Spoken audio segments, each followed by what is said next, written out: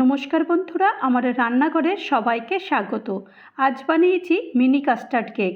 এই mini custard cake মাত্র 5 মিনিটেই এই কেকগুলো তৈরি হয়ে যায় আর খেতে দুর্দান্ত লাগে। আর বাচ্চাদের তো ভীষণই প্রিয় হয়, আর বাচ্চাদের সঙ্গে বড়দেরও এই কেক ভীষণ প্রিয়। তো চলো দেরি করব না, তাড়াতাড়ি রান্নাটা শুরু করে ফেলি। প্রথমেই আমি একটা বোল নিয়ে নিয়েছি আর এখানে 1.5 কাপ আমি ময়দা নিয়ে নিয়েছি। তোমরা চাইলে এখানে আটাও নিয়ে নিতে পারো, আমি এখানে ময়দাটা নিয়েছি। ময়দাটা চেলে নেব, যদি কোনো নোংরা থাকে তাহলে বেরিয়ে হয়ে যাবে। আর এখন এখানে আমি 1/2 কাপ মতো কাস্টার্ড পাউডার নিয়ে নিয়েছি।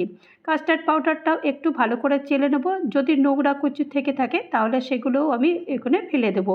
তো দেখো এগুলো কিন্তু একটু নোংরা বেরিয়েছে, তো এইগুলো আর নেব না, এগুলো আমি এখন ফেলে দেবো।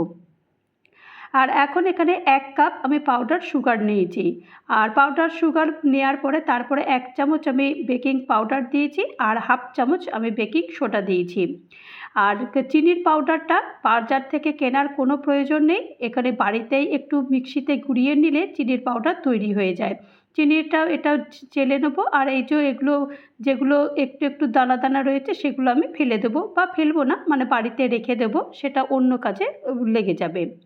এখন সব মিশ্রণগুলো ভালো করে এটা একটু মিশিয়ে দিচ্ছি, কারণ সব কিছুই তো উপকরণগুলো একসঙ্গেই গেছে। ভালো করে এগুলোকে মিশিয়ে দিচ্ছি।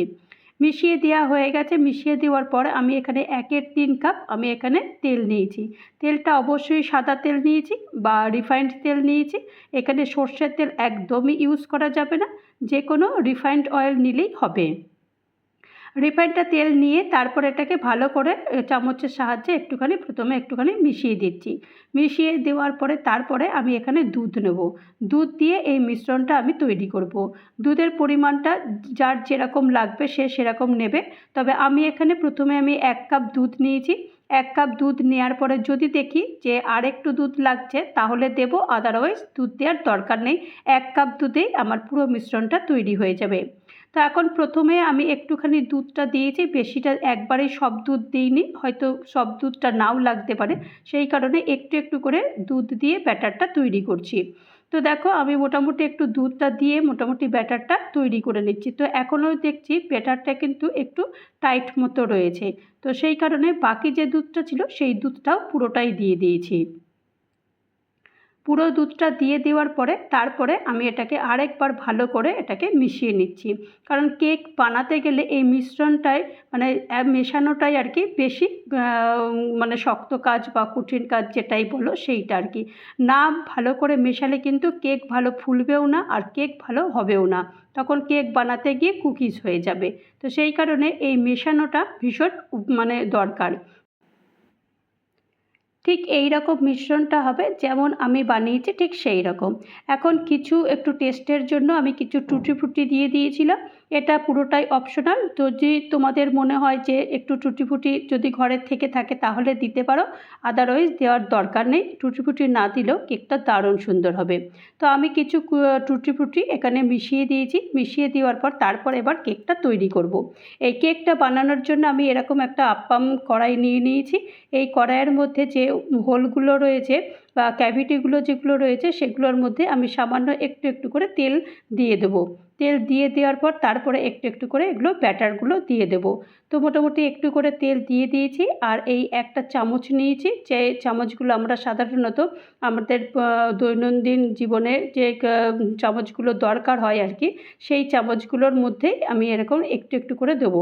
তবে দেওয়ার সময় কিন্তু খেয়াল রাখতে হবে, পুরো ভর্তি করে দিলে হবে না। ভর্তি করে দিলে তাহলে কেকগুলো কিন্তু একটা শেপ আসবে না, এটাকে হাফ করে দিতে হবে, কারণ এটা যখন ফুলবে তখন পুরো একদম ডবল হয়ে যাবে। তো সেই কারণে এটা কিন্তু হাফ হাফ করে দিতে হবে। আর একটু ওপর থেকে একটু ভালো লাগবে দেখতে বা খেতেও ভালো লাগবে, সেই কারণে একটু টুটি ফুটি দিয়ে দিয়েছি। দিয়ে দেওয়ার পরে তারপরে একটা ঢাকনা বন্ধ করে দেবো মাত্র 5 মিনিটের জন্য। 5 মিনিট পরেই একদম কেক দেখবে দারুণ সুন্দর তৈরি হয়ে গেছে। দেখো ঘড়ি ধরে পুরো 5 মিনিট আমি দেখেছি, কেকটা কত সুন্দর ফুলে গেছে। আর একটা টুথপিক দিয়েও দেখিয়ে দিচ্ছি যে কেকটা কতটা সুন্দর বেক হয়েছে। তো টুথপিকে তো কিছুই লেগে নেই, তার মানে পুরোটাই বোঝা যাচ্ছে যে কেকটা দারুণ সুন্দর বেক হয়েছে। আর এমন মানে দেখো পিছনটাও দেখো কতটা সুন্দর হয়েছে, একটুও কিন্তু পুড়েও নি। তো আঁচটা কিন্তু ঠিকঠাক মতো দিলে কিন্তু আর এই কেকগুলো পুড়বেও না। আর আঁচটা কিন্তু সম্পূর্ণ লোতে রাখতে হবে, একদম হাইতে তো রাখবেই না আর মিডিয়ামেও রাখবে না, একদম যতটা লো করা যায় ততটা লোয়েতে এই কেকগুলো তৈরি করে নেবে। দেখো আমার তো সব কেকগুলোই তৈরি হয়ে গেছে আর কি সুন্দরভাবে দেখো উঠে আসছে, কোনো প্রেশারও দিতে হচ্ছে না যে এই কেকগুলো। তো দেখো কত সুন্দরভাবে এই কেকগুলো তৈরি করে নিয়েছি আর দেখতে তো ভীষণই ভালো লাগছে। আর বাচ্চারা তো এই কেকগুলো দেখলে তো মানে আগেই মানে ঝাঁপিয়ে পড়বে এই কেকের উপর। দেখো কত সুন্দর দেখতে লাগছে, কালারটাও দেখো কাস্টার্ড পাউডার দিয়েছি বলে কালারটা কতটা সুন্দর এসছে, পিছনটাও দেখো একটুও কিন্তু পড়েনি। তো এই কেকগুলো তো বাচ্চাদের তোমরা টিফিনেও দিয়ে দিতে পারো বা ব্রেকফাস্টেও বাচ্চাদের খেতে পারো, কারণ এই কেকগুলো বাচ্চারা না ভীষণ পছন্দ করে। আর বাচ্চাদের সাথে সাথে বড়দেরও কিন্তু এই কেকগুলো খুব ভালো লাগে। আর বানাতে তো একদমই সময় লাগে না, মানে 5 মিনিটের বেশি একটা কেকও বানাতে সময় লাগেনি। 5 মিনিট হাতে একটু সময় নিলে তাহলে এই সুন্দর কেকগুলো বানিয়ে বাচ্চাদের তোমরা দিতেই পারো, আর বাচ্চারাও খুশি হবে আর তার মায়েরাও খুশি হবে। তো আমি প্রথম ব্যাচ তো করে দিয়েছি, দ্বিতীয় ব্যাচটাও আমি এইভাবেই মানে বানিয়ে নিয়েছি। দ্বিতীয় ব্যাচটাও ঠিক এইভাবেই আমি আস্তে আস্তে করে সব তুলে নিচ্ছি। দেখো খুব সুন্দরভাবেই উঠে যায়। তো সব কেকগুলোই আমি বানিয়ে নিয়েছি আর একটা ট্রের মধ্যে আমি এটা দিয়ে দিয়েছি। তা তোমাদের একটা ভেঙেও দেখাবো যে কেকগুলো কেমন হয়েছে। দেখো আমি ভেঙেও দেখাচ্ছি, ভেতরটাও কত সুন্দর বেক হয়েছে। আর এই কেকগুলো বানিয়ে অনেক দিন পর্যন্ত স্টোর করা যেতে পারে। এরকম একটা এয়ারটাইট কন্টেনার নিয়ে এর মধ্যে কেকগুলো পুরে দেওয়ার পরে যখন মন হবে তখন খাও। তো এটা কিন্তু মোটামুটি দিন 15 তো অনায়াসেই চলে যাবে। তো এইভাবেও তোমরা কেকটা বানিয়ে তোমরা স্টোর করে রেখে দিতে পারো। আমি তো এইভাবেই বানিয়ে অনেক দিনের জন্যই এই কেকগুলো বানিয়ে রেখে দিই, যখন ঘরে কারোর খেতে মন হয় তখন এটা বের করে এরা খেয়ে নেয়। তো এরাও খুশি হয় আর আমিও খুশি হই।